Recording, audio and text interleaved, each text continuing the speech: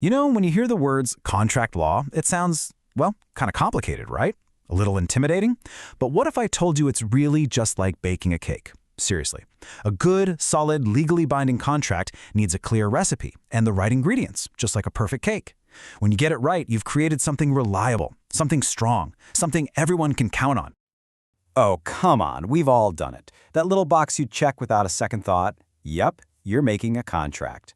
You see, these things are everywhere. They're the invisible architecture of our daily lives, from buying your morning coffee to downloading a new app.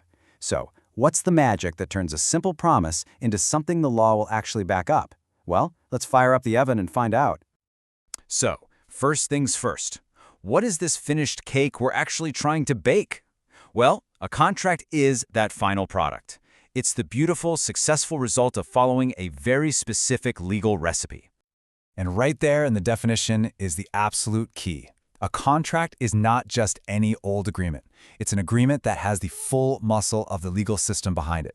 See that last part? Which the law will enforce? That's everything.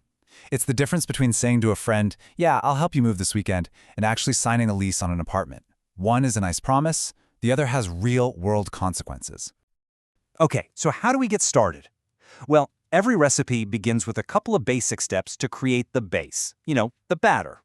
This is how we get from a bunch of separate ideas to one combined agreement. At its heart, the formula is incredibly simple. You need an offer and you need an acceptance. That's it. One person has to say, hey, I'll sell you this car for 10 grand, and the other person has to say, you've got a deal, I accept. Boom. You mix those two things together, the offer and the acceptance, and you get an agreement. It's like mixing your flour and eggs. You've definitely started something, but it's not a cake yet, not even close. And this is so important to understand. Just because you have an agreement doesn't mean you have a contract. That bowl of batter sitting on your counter is not a cake. It's missing the most critical step, the process that transforms it from a sticky mass into something solid and real.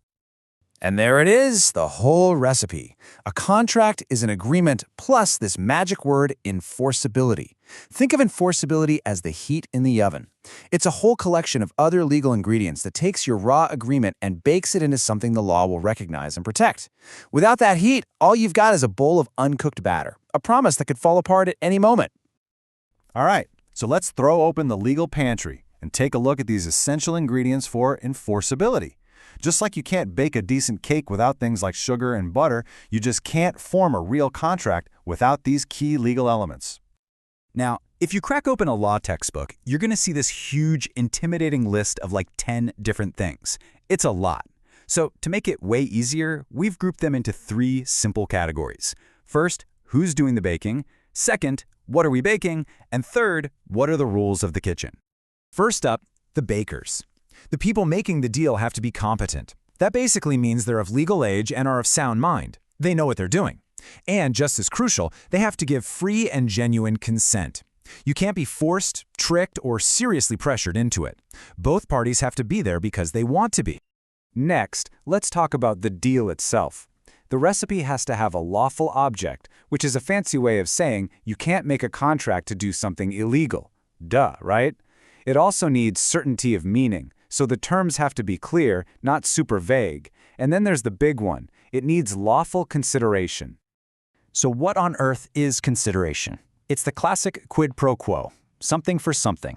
Each person in the deal has to give something of value or give up something of value. It's the price being paid for the promise. And here's a wild little detail. The law doesn't really care if it's a fair price. The value doesn't have to be equal, it just has to exist. This is the sugar in our recipe. It's what makes the deal sweet and worthwhile for everybody involved. And finally, we've got the basic rules of the kitchen, the legal framework. The people involved must actually intend for this to be a serious, legally binding deal, not just a casual chat. The deal also has to be possible to perform. You can't have a contract where I promise to flap my arms and fly you to Mars. And lastly, the type of agreement can't be something the law has already said is automatically invalid. So, we know how to make the perfect cake, but what happens when things go wrong? You use salt instead of sugar, or you completely forget to add the flour.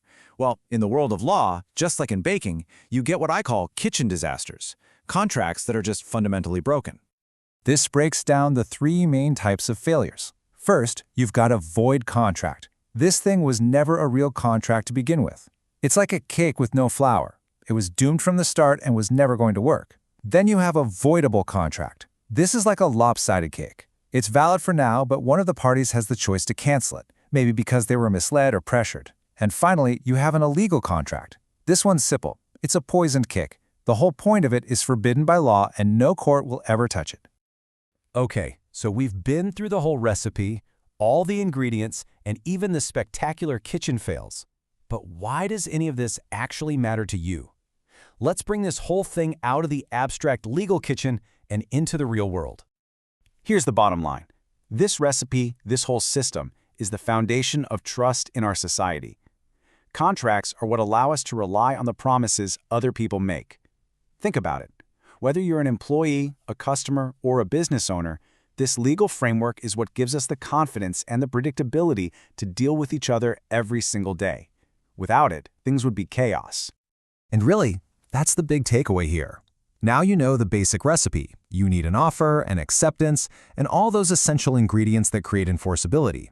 With that knowledge, you can look at the world a bit differently. So the next time you make a deal or shake on something or click I agree, just take a second and ask yourself, have we actually baked a cake here? Is this just a casual promise or is it a contract?